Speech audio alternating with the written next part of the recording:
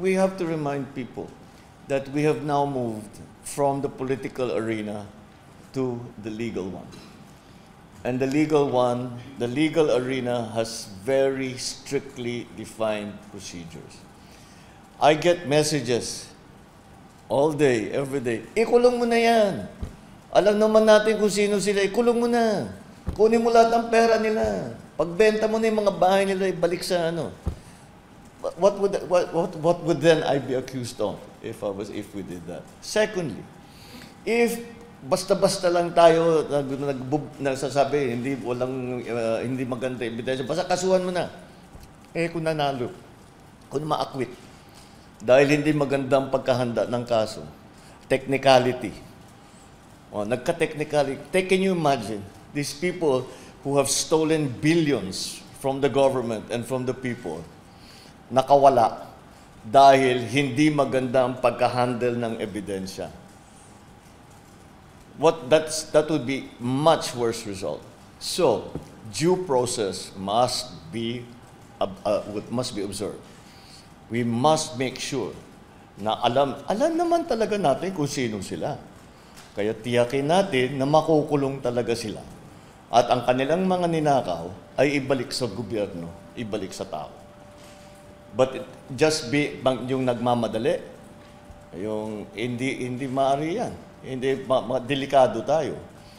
Kaya natin sabihin ko sa pulis, dakipin nyo na yan. Basta ikulong nyo, bahala na. Anong mangyayari doon? Sira yung kaso natin, and you cannot charge them again. There is that principle of double jeopardy in the law. So, what is more important? That we just file cases. Basta sige lang. Remember, nobody has gone to court yet. There's no conviction yet. And the court, marami pang, what is the process? Pagka binigyan yung may complainant sa ombudsman, sa DOJ, may preliminary investigation pa. Magbubuo ng investigasyon.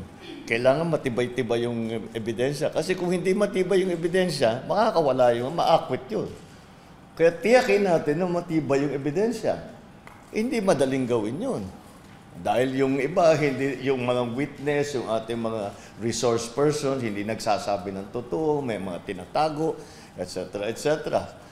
Kailangan ma-extract yun sa kanila, yung impormasyon na yun, para gawing ebidensya, para madala sa kung saan man, sa sandigan, sa ombudsman, eto na yung kaso. At malalaman natin na tiyak na makita natin na yung talagang alam natin na gumawa ng katiwalian, na nagnakaw talaga sa gobyerno, ay magbabayad.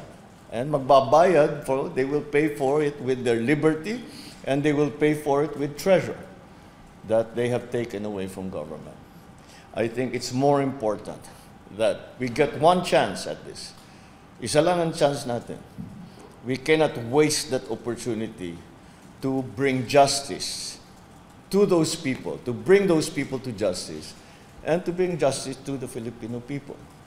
So, do you want to get it done quickly, or do you want to get it done right?